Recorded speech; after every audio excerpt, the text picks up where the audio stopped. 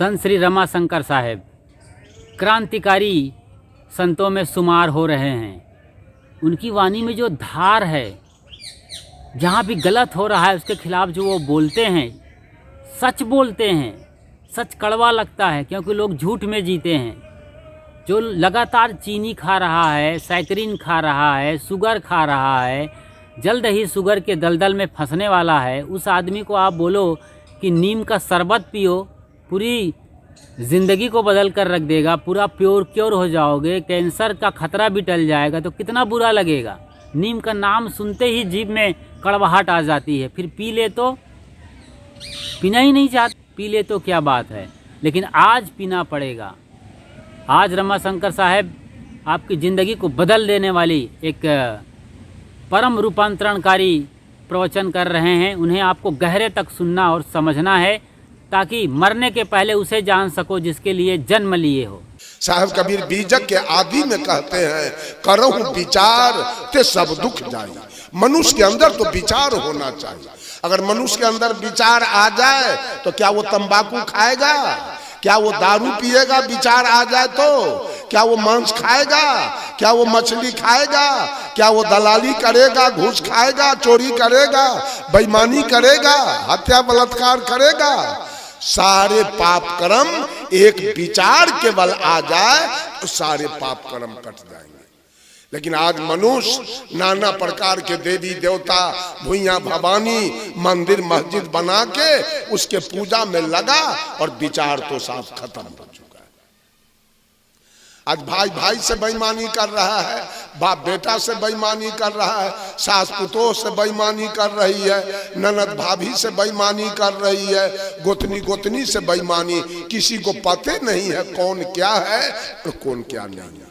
एक शब्द सदगुरु कबीर ने दुनिया वालों के लिए दिया था, अरे आत्म ज्ञान बिना सब सूना, क्या मथुरा क्या काशी रे। एक आत्मज्ञान, हर घट में परमात्मा की सत्ता है, यह है आत्म ज्ञान। इतना ज्ञान मनुष्य को अगर हो गया कि हर घट में परमात्मा बैठा है, तो परमात्मा को दारू कैसे देगा? वो परमात्मा को खैनी कैसे देगा? वो परमात्मा जो अंदर में बैठा है उसको बीड़ी कैसे देगा? और है, जब तक वो परमात्मा की सत्ता घट में है तभी तक की आंखें दुनिया को देख रही है, कान दुनिया की बातों को सुन रहा है, नाक सुगंध दुर्गंध ले रहा है, मुंह बोल रहा है, खा रहा है, त्वचा स्पर्श कर रहा है। जिस समय परमात्मा काया से निकल जाएगा, आंखें बंद हो जाएगी, कान बंद हो जाएगा, नाक बंद हो जाएगा, मुंह की क्रिया बंद हो जाएगी और स्पर्श की क्रिया बंद हो जाएगी। सारी क्रिया समाप्त हो जाएंगी। जैसे लाइन है तो हैलोजन जल रहा है, मरकरी जल रहा है, ये माइक काम कर रहा है, पंखा चल रहा है, लाइन कट गया तो सारे बंद हो जाएंगे। ठीक उसी प्रकार से जैसे उस हैलोजन और माइक को लाइन अपना सत्ता दिया तो कार्य हो रहा है, उसी तरह से इस शरीर को, इस जड़ शरीर को आत्मा अपना सत्ता दिया है तो आंखें देख रही है, कान सुन रहा है, और नाक सूंघ रहा है, मुंह बोल रहा है, त्वचा स्पर्श कर रहा है। जिस समय आत्मा अपना सत्ता समेट लेगा, ये शरीर डेड बॉडी होगा और श्मशान में जल के वही आप हैं। आप न हिंदू हैं न मुसलमान, आप न सिख हैं न ईसाई, आप न पारसी हैं न यहूदी, आप न औरत हैं न मर्द, आप न छूत हैं न अछूत, न आप अवर्ण हैं न सवर्ण, न आप नीच हैं न ऊंच, आप न बैकवर्ड हैं न फॉरवर्ड, आप न गोरा है न काला, आप न विद्वान है न मूर्ख, आप न धनी है न निर्धन, आप न हाथ है न पैर, आप मुंह नहीं है, कान नहीं है, नाक नहीं है, आप शुद्ध बुद्ध चेतन जीव आत्मा है। कर्मानुसार माँ के गर्भ में 9 महीना रहकर और ये शरीर लेकर आप बाहर आए हैं। एक दिन इस शरीर छोड़ के आपको वापस हो जाओ। ये चिंतन अगर आपके अंदर आ जाए तो सारी पाप का जो काम हो रहा है सारा पाप खत्म हो जाएगा उसी समय। लेकिन चिंतन नहीं है, पशु के तरह खा रहे हैं, अब पशु के तरह पैखाना पेशाब कर रहे हैं, अब बच्चा पैदा कर रहे हैं, अब पशु के जैसे बाल बच्चे के मुंह में जी रहे हैं और रात में सो रहे हैं, अंत में शरीर छोड़ के नरकगामी हो जाएंगे पशुपति के जैसे। साहब कबीर कहे मानुष हो के नाम हुआ, मुआ सो डांगर ढोल, एको जीव नहीं ठौर लगा भयो सो हाथी। जन्म तो लिए मानव होके, जिस दिन आपने जन्म लिया तो पूरे समाज में ढोल बजा, फलाने बाबू के घर में एक लड़का जन्म लिया, एक पोता जन्म लिया, एक नाती जन्म लिया, जन्मोत्सव मनाया गया, नाच हुआ, भोज हुआ, भंडारा हुआ। अब मरे क्या होके? आज जन्म तो लिए आदमी होके, अब मर गए क्या हो गए? अगर मांस खा के मरे, मछली खा के मरे तो क्या हो के मर गए? कबीर साहब कहे मानुष हो के नाम हुआ। मनुष्य मरता नहीं है, ये मनुष्य जोनी मरने के लिए नहीं मिला, सारे जोनी है मरने के लिए, चूंकि वहां ज्ञान भूमिका नहीं है। अब मानव जोनी है कल्याण पाने के लिए, मानव जोनी है मोक्ष पाने के लिए, मानव जोनी मिला है। अंत में सारे जोनी से घूरते फिरते अंत में मनुष्य जोनी मिला है, मुक्ति पाने के लिए, मोक्ष पाने के लिए, सुख शांति पाने के लिए। और मनुष्य का शरीर लेकर भी आप मर गए। लोग कहता है फलना कक्का तो मर गए, मतलब वो आदमी नहीं थे, इसका मतलब मर गए कैसे? मरती तो गाय है, भैंस है, मरता तो हाथी घोड़ा ऊंट गधा है, आदमी कैसे मर गया? आदमी को मरना नहीं। धर्म स्वरूप साहब मर नहीं गए, सेवरी मर नहीं गई, रैदास मर नहीं गए, कबीर मर नहीं गए, बुद्ध मर नहीं गए, महावीर मर नहीं गए। मरता है कुत्ता गीदड़, हाथी घोड़ा, पशु पक्षी। आदमी का जोनी मरने के लिए नहीं है, इसको कल्याण के लिए मानव जोनी मिला। बंधुओं, नाना प्रकार के केवल तीर्थ व्रत और देवी देवता अपने से बना बना लिया है सब। देखा आपने अभी खरना के दिन, नहाय खाए के दिन, सेब के दुकान पर, संतरा के दुकान पर, आदि हरदी के दुकान पर, डलडा के दुकान पर, मैदा के दुकान पर, शक्कर के दुकान पर, चीनी के दुकान पर इतनी भीड़ थी आदमी निकल नहीं सकता था। अब पारण के दिन आपने देखा कसैया के दुकान पर और मलाह के दुकान पर इतनी भीड़।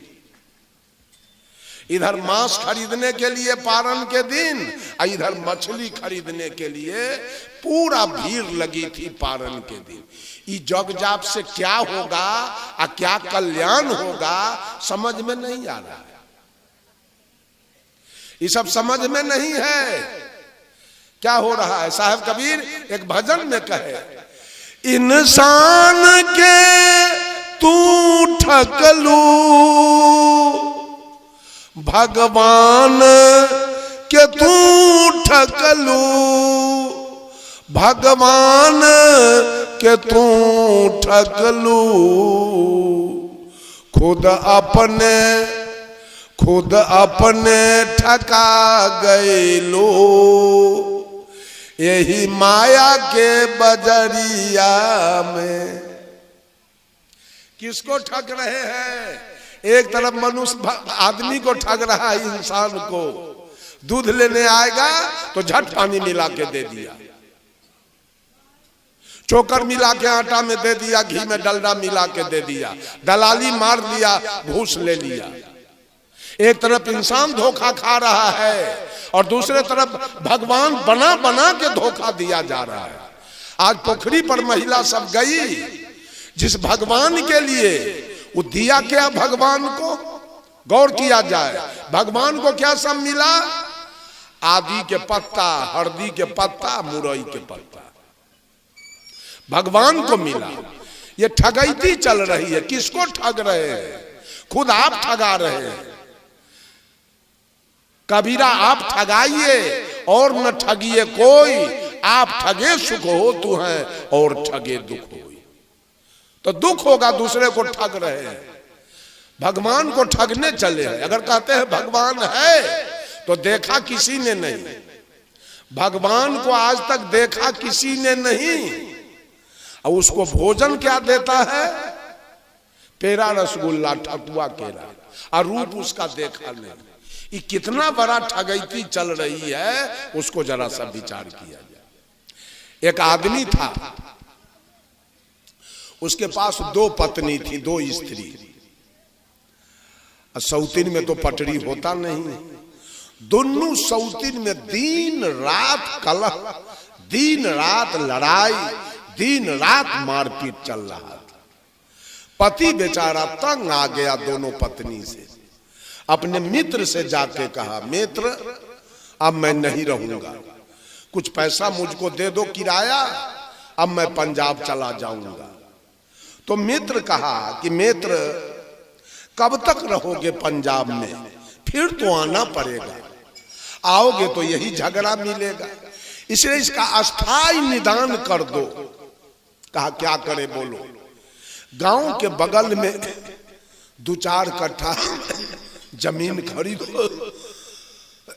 और उसमें मकान बना के एक पत्नी को यहाँ रख दो और एक पत्नी रहेगी पुरना घराड़ी पर, दोनों में दूरी बन जाएगा, ऑटोमेटिक झगड़ा खत्म हो जाएगा। कहा ठीक है, लगाओ उपाय।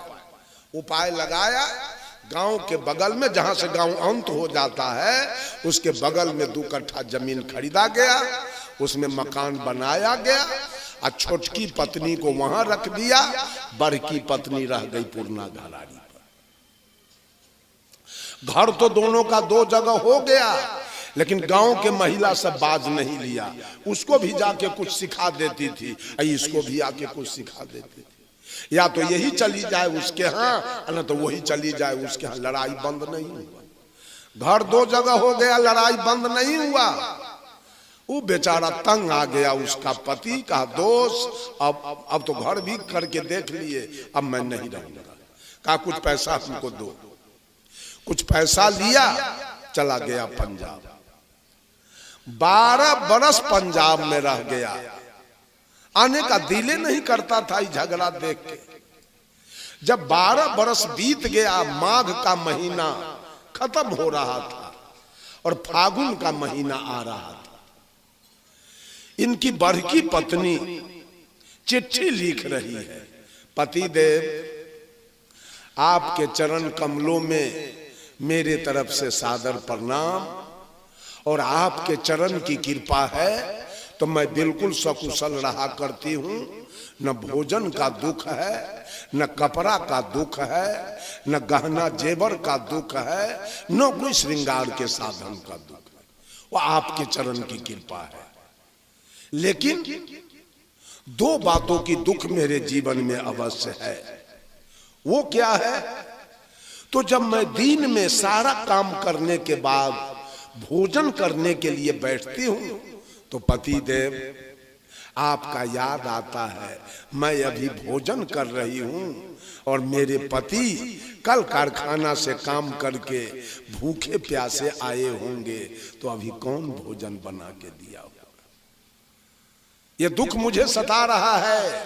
और दूसरा दुख, रात्रि में सारा काम करने के बाद, भोजन के बाद जब मैं बिछावन पर सोने के लिए जाती हूँ तो आपका याद आता है, मैं अभी सो रही हूँ, मेरे पति कल कारखाना से काम करके थके मादे आए होंगे, तो मेरे पति का भी सेवा कौन किया होगा।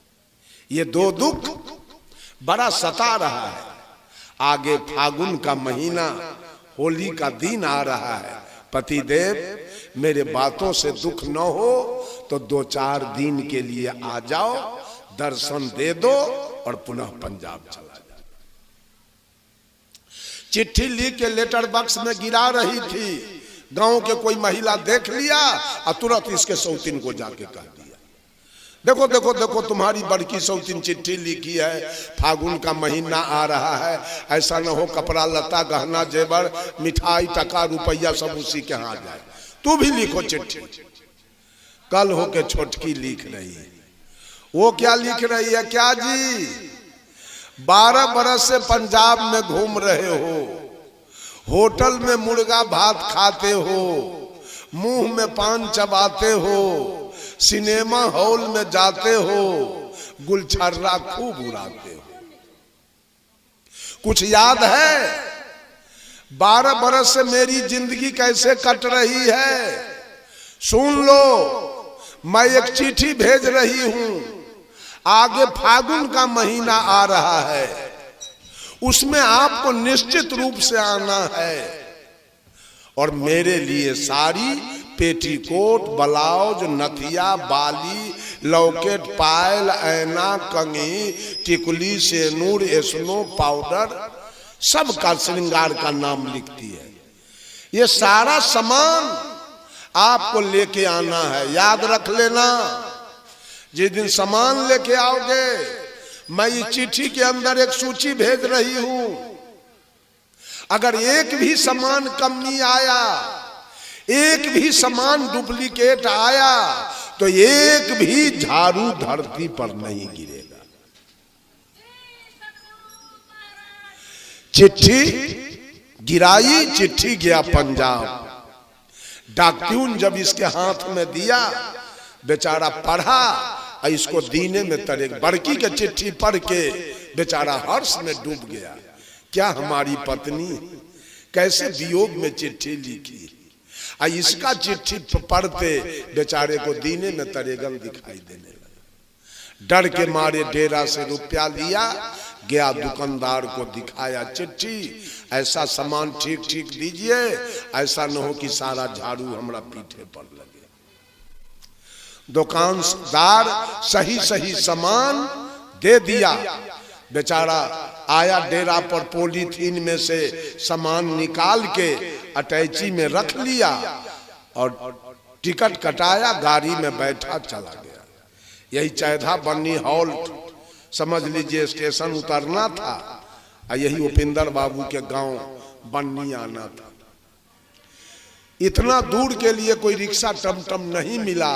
बेचारा दोनों अटैची हाथ में लिया और पांव पैदल वहां से चला। जब गांव के निकट, घर के निकट आने ही वाला था, तो गांव के एक महिला देख लिया इसको आते हुए। इसके बड़की पत्नी को जाके कह दिया, जी तुम्हारे दुल्हा पंजाब से चले आ रहे। बड़की तो हर्ष में डूब गई, बिल्कुल दौड़ते हुए गई, पति देव को पैर छू के प्रणाम किया और दोनों हाथ से अटैची ले लिया। पति देव आगे आगे, वो महिला पीछे पीछे। अपने घर पर आई, अटैची को दरवाजे पर रख दिया, घर में नहीं ले गई, दरवाजे पर रख दिया। झटपट में पति के लिए बिछावन किया, पति देव बैठ गए, थाली में जल लाई, पति का दोनों पैर पखार दिया, पोंछ दिया और पंखा लेके बैठ गई, कुछ हालचाल पूछने लगी। इतने में कोई औरत छोटकी को जाके कह दिया, आ गया तुम्हारा दूल्हा, और दोनों अटैची है बड़की के दरवाजे पर। ऐसा ना हो कि दोनों अटैची गायब हो जाए, जल्दी जाओ। आ गई छोटकी, अब दूरे से कहती है, क्या जी आ गए? कई डोरे कहा, जी हाँ आ गए। सूची निकालो, सूची, पहले सामान मिलाओ। बेचारा सूची निकाला, ये भी सूची लेके गई और सामान A to Z मिलाई तो मिल गया। फिर सारा सामान अटैची में बंद किया छोटकी, और दोनों अटैची उठा के चल दिया। छोटकी दोनों अटैची उठा के अपने घर की ओर चल दिया, तो बड़की बेचारी खाली हाथ अपने दरवाजे से अपने आंगन की ओर चल दिया। तो पति देव बड़की के पीछे पीछे चल दिया। गांव की महिला सब खड़ी थी, वो कहती है, जी 12 बरस पर पंजाब से आए हो, आगे होली का दिन आ रहा है, और तू जानते हो कि 2 पत्नी तुम्हारे पास है, और 2 अटैची तुम लेके आए थे, वाजिब क्या था? दोनों को एक एक अटैची देना, लेकिन दोनों अटैची तो छोटकी को दे दिए हो, अब बड़की के पीछे पीछे खाली हाथ जा रहे। यही इंसानियत है। तो पति ने जवाब दिया, सुन लो, ये जो मेरी छोटकी पत्नी है इसको मेरे सामान से प्रेम है, तो सामान लेके ही जा रही है, और ये जो मेरी बड़की पत्नी है इसको हमारे जान से प्रेम है, इसलिए जान इसके साथ जा रहा है। बंधुओं, ये जिंदगी भर माता बहन लोग सामान की भक्ति करती है। एगो पोता चाहिए, एगो बेटा चाहिए, एगो नाती चाहिए, एगो दामाद चाहिए, थोड़े मकान चाहिए, जमीन चाहिए, नौकरी चाहिए, बिजनेस चाहिए, यही सामान की भक्ति चल रही है। परमात्मा कैसे मिले? जो पति चाहिए उसको पति मिला, पति बड़ा है कि सामान बड़ा है? और जो सामान चाहिए उसको सामान मिला, और जो पति चाहिए उसको पति मिल गया। कहीं भक्ति नहीं हो रही है, कहीं अपना कल्याण की चर्चा नहीं है, कहीं अपना चिंतन नहीं है कि मैं कौन हूं, who are you and who am I, मैं कौन हूं, ये दुनिया क्या है और दुनिया से मेरा लगाव क्या है, इस पर कहीं कोई चिंतन और कोई चर्चा नहीं। एक लोटा जल ले जाइए, आधार दीजिए, एगो अगरबत्ती बार दीजिए और थोड़े नमः शिवाय करके अपना घर चले जाइए, यही पूजा है। आ घरे जाके मछली भात खा लीजिए, मांस भात खा लीजिए, यही पूजा चल रही है। चिंतन कुछ नहीं है, मानवता कुछ नहीं है, हम क्या हैं इस पर कोई चर्चा कहीं, कोई चिंतन सोचे नहीं है। अरे आपको पति भी मिला है तो भौतिक रूप से, ये शरीर का पति है। जब भगवान राम ने बाली को मारा तो बाली की पत्नी थी तारा। तारा अपने दुल्हा को गोद में लेके और बेचारी विलाप कर रही थी, रो रही थी। तो भगवान राम ने पूछा तारा से, तारा बिकल देखी रघुराया, दिन्हि ज्ञान हर लिन्हि माया। भगवान राम तारा से पूछते हैं, तारा तू क्यों रो रही है? तारा कहती है, प्रभु मैं पति के वियोग में रो रही हूं। भगवान राम कहे, छित जल पावक गगन समीरा, पंच रचित हो अधम शरीरा, प्रगट सोतन आगे सोया, जीवनीत तुम काहे के रोया। तारा पंच तत्व से बना हुआ शरीर, धरती आकाश हवा पानी आग से बना हुआ ये शरीर, जिस शरीर से तुम्हारा विवाह हुआ, जो शरीर तेरा दुल्हा था, जिस शरीर से तुमने सुख लिया, वो शरीर वो दुल्हा आज भी तेरे गोद में पड़ा हुआ है। दुल्हा तो आज भी तेरे गोद में है, फिर तुम रोती क्यों? तो तारा कहती है, प्रभु दुल्हा मेरे गोद में है लेकिन एक शब्द बोलता नहीं। भगवान राम ने कहा तारा से, तारा ये बोलबा नित्य है, अजर है, अमर है, अखंड है, अभेद है, अगम है, अगोचर है, अजाति है, अजन्मा है और अनामी है। ये बोलबा तेरा दुल्हा नहीं था। दुल्हा होता है देह और दुल्हन होती है देह। मम्मी होती है देह, पप्पा होता है देह, दादा होता है देह, दादी होती है देह, मौसा होता है देह, मौसी होती है देह। बोलने वाला तो जो मौसा में वही मौसी में, जो फूआ में वही फूफा में, जो नाना में वही नानी में। ये बोलने वाला किसी का मौसा मौसी नहीं है। औरत वाली देह होती है मौसी और मर्द वाला देह होता है मौसा। औरत वाली देह होती है मम्मी, मर्द वाला देह होता है पप्पा, और रहने वाला तो जो मम्मी में वो है पप्पा में, और जो दादा में वही दादी में। ये आत्मा न औरत है और न मर्द है। शरीर से बिल्कुल अलग। वो आप हैं, वो आप हैं। आपने कर्मानुसार औरत वाला शरीर पाया है और आपने कर्मानुसार मर्द वाला शरीर पाया है। ये भौतिक रिश्ता है पति पत्नी का, ये दैहिक रिश्ता है पति पत्नी का। आध्यात्मिक कोई रिश्ता नहीं। अध्यात्म तो जो आप है वही हम हैं। अध्यात्म में जो नाच लोग देखने जाते हैं तो नाच में नाच मालिक एक एक्टर को full pant shirt coat jersey jacket मोजा जूता आंख में चश्मा टोपी पहना के और हाथ में तलवार दे के और उसको भेज देता है स्टेज पर, मंच पर। दर्शक दीर्घा में बैठे लोग कहते हैं आ गए, यही है राजा रुदल। वो भी कहता है हम 14 कोस के राजा हैं। जो राजा बन के गया वो कहता है हम 14 कोस के राजा हैं, लेकिन उसको एक धूर बैगन रोपने के लिए उपाय नहीं। मेकअप से राजा बन के गया मंच पर। एक एक्टर को साया साड़ी ब्लाउज रिबन चोटी नथिया बाली पहना के मंच पर भेज दिया तो दर्शक दीर्घा में बैठे लोग कहते हैं आ गई रुदल की पत्नी, यही है फूलवा रानी। वो औरत है, वो औरत है, वो भी मर्द है, केवल औरत के पोशाक में गया। भर रात राजा रानी का नाच होगा। दर्शक दीर्घा में बैठे लोग देखेंगे एक पति है, एक पत्नी है, एक राजा है, एक रानी है। लेकिन जो राजा है वो समझ रहा है ये मेरी पत्नी नहीं है, जो मैं हूं वही है। और रानी भी सोच रही है मेरा पति नहीं है, जो मैं हूं वही है। भर रात नाच होगा। सवेर में राजा रानी दोनों मेकअप रूम में जाएंगे और राजा रानी दोनों अपना अपना पोशाक उतारेंगे, अपना अपना कुर्ता पैंट पहन लेंगे। न कोई राजा रहेगा और न कोई रानी रहेगी। सरप्लस खत्म हो गया।